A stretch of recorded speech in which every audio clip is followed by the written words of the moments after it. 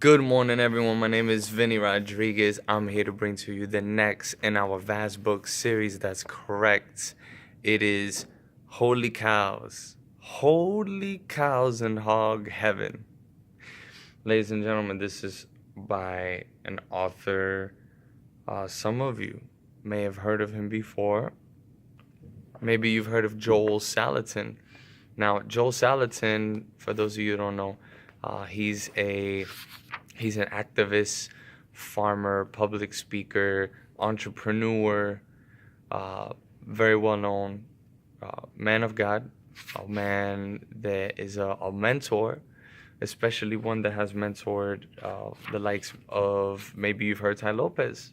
Ty Lopez has raved a lot about him and his experience just living with Mr. Salatin, and really on the agricultural space, this book's talk about a lot as far as, how do you become a responsible consumer of agricultural products, right? How do you be more conscious of that which you eat?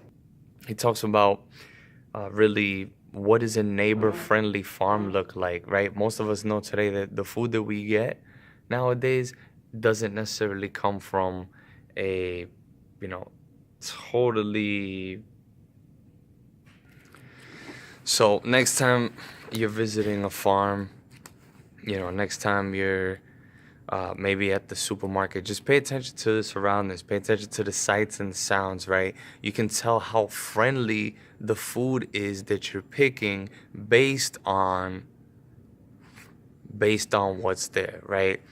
So, for example, if you go into a farmer's market, which is what he highly suggests, is that you enroll in a local farm to receive your products from, right? So if you enroll in that, is, think about the smells, and think about what is it that you actually hear. Is it like buzzing noises and like, hammering and yelling and stuff, or do you hear streams and rivers and birds chirping and things like that, right?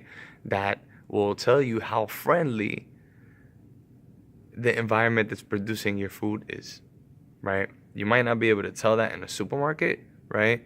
But the nature of the supermarket, the way the food's presented, the way it's packaged, right, says a lot.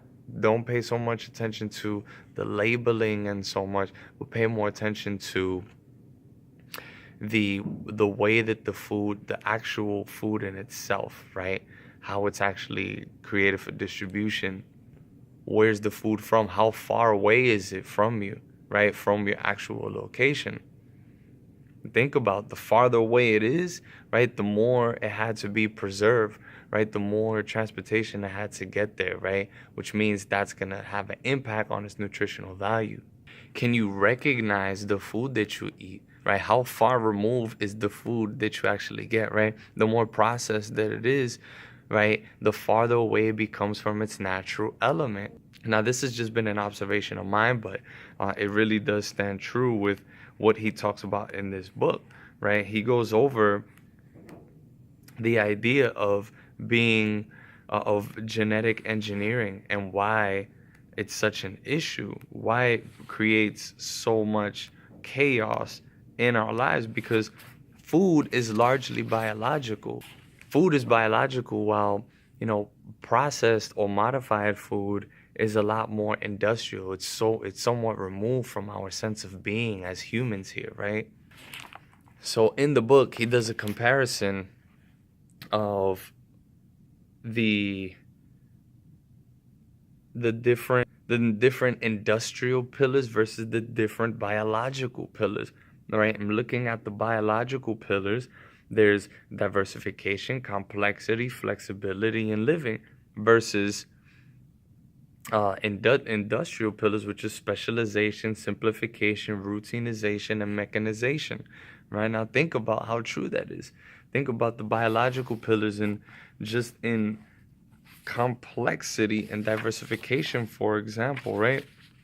When you look at something that's simplified versus something that's complex, right? The simplified foods such as white rice. White rice is is industrial, agro-industrial, right? In a sense. But look at something like cornflakes, right? Um, Cheerios, any of your favorite snacks, right? A candy bar, Hershey bar, right? You can keep a Hershey bar. He talks about it in here. You keep a Hershey bar out today and leave it out for the next 100 years. It's still gonna look like that same exact Hershey bar, right? Or a Twizzler. Imagine that, right? Twizzler today is gonna look exactly the same 100 years from now, right? Because it's been sort of perpetuated in its simplification, right? It's just this one flavor, one style, one type thing that we hold accountable to, right? An Oreo is an Oreo and it will always be an Oreo the same exact way, right? Or McDonald's French fry. So, I mean, there's a million bajillion examples of food that we've industrialized, right? But here's the thing. As the age-old farmers used to say, he suggests this in this book, if the food rots, then it's good for you, right? If the food rots, then that means that it actually probably is living. Therefore, would you rather eat something that's living or eat something that is dead, right? Something that's dead is something, or something that isn't living, right? Like artificial foods. So he talks about that in here. If you eat something that you leave it on the counter and like 7 days later it rots, or maybe, an hour later it goes bad, then it probably is something that's living and something that's good for you. So he talks about that as well in here, guys. So just these are small hacks or small things to pay attention to when you view your food. Now, I eat about 7 to 8 times a day because of the my fitness routine at the moment. So part of that is me making sure that I'm eating whole based plant-based foods into my diet, that I'm incorporating whole foods into my nutrition, and make sure that it's something lively that's going to actually give me more of the nutrients and minerals and vitamins that I need so that I can stay strong, right? So this is why it's ultimately important to be cognizant of what you put in your body, right? Your body is a biological machine. Therefore, it needs biology, right? Biology, for those of you that want to look it up, what is the definition of biology? Is the study of all living things. Therefore, when we eat something that is not living, it is no longer biology, ladies and gentlemen. It is genetic engineering, right? It's manipulating your genetic code. So, what can you do? Buy local. Buy from a farmer you know and trust. And if you don't know a farmer, find one.